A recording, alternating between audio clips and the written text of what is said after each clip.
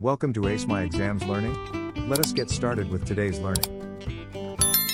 History Grade 11. Question. Explain to what extent various factors contributed to the growth of African nationalism in South Africa in the 1940s and the 1950s. To effectively answer this question, observe the following. 1. Question interpretation. Explain to what extent requires evaluating the significance and impact of different factors rather than just listing them. Clarify that you will discuss how much each factor contributed to African nationalism in the 1940s and 1950s. 2. Introduction. Provide a brief context of the period, showing why African nationalism emerged. State that the essay will assess the role and importance of key factors in its growth. 3. Background. Outline the political and social conditions that shaped African nationalism, such as racial discrimination and limited political rights. Mention the shift from early moderate strategies to more active, mass-based mobilization. 4. The body. For each factor, explain what happened, provide evidence, and analyze how it influenced the growth of African nationalism. Also assess its relative importance compared to other factors. 5. Conclusion. Summarize the main points and evaluate the overall extent to which these factors strengthened African nationalism. End by showing how they collectively contributed to the movement's development and impact. Here is the essay. The 1940s and 1950s marked a decisive turning point in the history of South Africa, as African nationalism developed from cautious appeals into a powerful movement that challenged the foundations of white minority rule. This period was shaped by both local and global shifts that created fertile ground for new political ideas, mass mobilization, and demands for freedom. The growth of nationalism was not the product of a single cause, but rather of interlinked developments that deepened political awareness and sharpened the determination of Africans to assert their rights. To a significant extent, these factors combined to transform African political resistance into a dynamic force that would dominate the struggle for liberation in the decades that followed. African nationalism in South Africa during the 1940s and 1950s emerged in response to decades of racial discrimination, economic exploitation, and political exclusion under white minority rule. By this time, Africans were denied the right to vote, subjected to segregation, and faced growing restrictions on land, movement, and employment. The existing African National Congress, ANC, founded in 1912, had spent its early years pursuing moderate strategies such as petitions and appeals to government, but these methods achieved little. The rise of a younger generation of leaders and the changing international climate after the Second World War created new urgency. Nationalism in this era was therefore characterized by the transition from cautious, elite-led appeals to more militant and mass-based mobilization, laying the foundation for the liberation struggles that followed in the 1960s and beyond.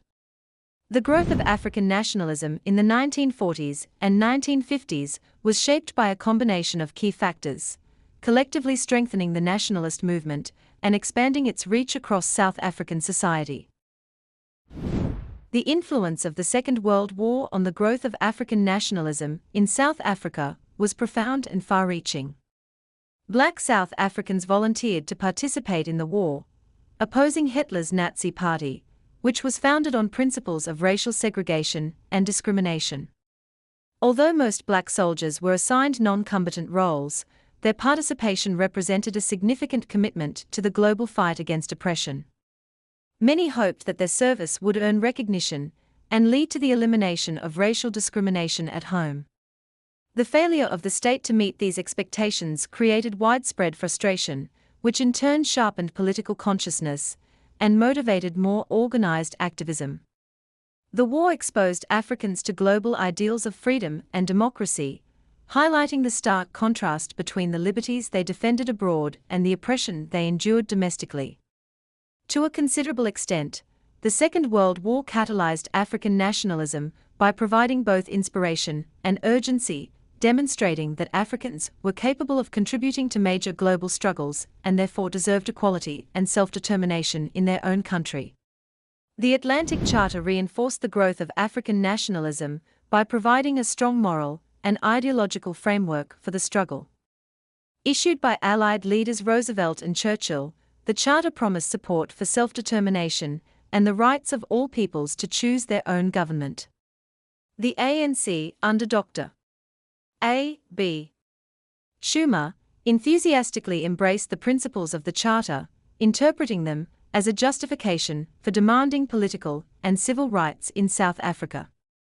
The significance of the Charter lay in its ability to connect the South African nationalist struggle to global ideals, legitimizing African claims to equality and justice. This momentum was further strengthened by the ANC's 1943 document, African Claims in South Africa, which called for universal adult suffrage and other fundamental rights. The document represented a decisive shift from appeals for limited reforms to assertive demands for political participation, signaling the growing determination and organization of African nationalist thought. To a large extent, these international and ideological developments consolidated the moral and political foundations of African nationalism, giving leaders and communities the confidence to demand substantive change. The return of black South African soldiers after the war was another factor that significantly accelerated African nationalism. Having been exposed to democratic principles and freedoms abroad, returning soldiers arrived with heightened expectations of equality and justice.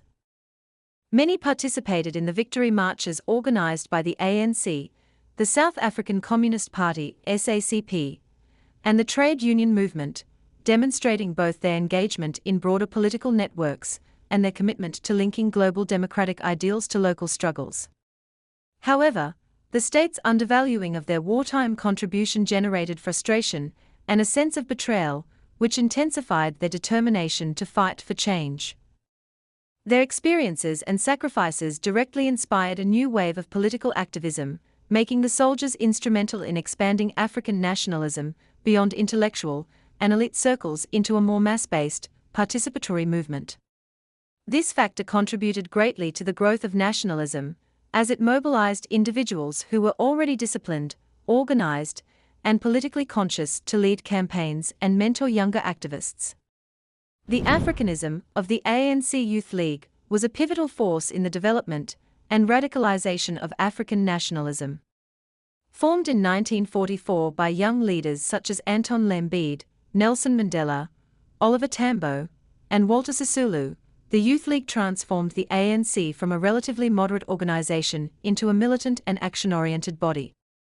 Its philosophy emphasized African identity, unity of all Africans, and the principle that Africans themselves must lead their liberation. By rejecting communism as a foreign ideology and advocating a society free from racial discrimination and segregation, the Youth League established a clear ideological vision that resonated with ordinary Africans. Through boycotts, strikes, and organized mass mobilization, the Youth League moved African nationalism from cautious petitions to assertive, militant activism. To a very large extent, this development ensured that African nationalism became both more inclusive and more radical, embedding the movement in the lived experiences and aspirations of ordinary South Africans and creating the conditions for sustained mass resistance. The split within the ANC and the formation of the Pan-Africanist Congress, PAC, in 1959 further demonstrates the growth and diversification of African nationalism. The Africanists opposed multiracialism and communism, arguing that true liberation could only be achieved under African leadership, encapsulated in their slogan Africa for Africans. The creation of the PAC introduced a new, militant approach to confronting the apartheid government, with campaigns such as the anti-pass protests highlighting its readiness to challenge oppressive laws directly. While the split revealed internal divisions, it also reflected the depth and maturity of African nationalism, as the movement had developed to a point where multiple organizations could mobilize masses effectively and sustain politically significant campaigns. The PAC's emergence demonstrated that African nationalism had evolved beyond a single organization or leadership group, solidifying its role as a central and growing force in South African politics by the late 1950s. In conclusion, the growth of African nationalism in South Africa between 1943 and 1959 was shaped to a significant extent by both international influences and local political developments. The Second World War and the exposure to global democratic ideals created urgency and political awareness, while the Atlantic Charter and African claims in South Africa provided a moral and ideological foundation for asserting rights. Returning soldiers translated these ideals into activism, the Youth League radicalized the movement and expanded its reach, and the formation of the PAC illustrated the depth and diversity of nationalist currents. Collectively, these factors ensured that African nationalism matured into a powerful, mass-based movement capable of challenging apartheid and laying the groundwork for the liberation struggles that would dominate South African politics in the decades to follow.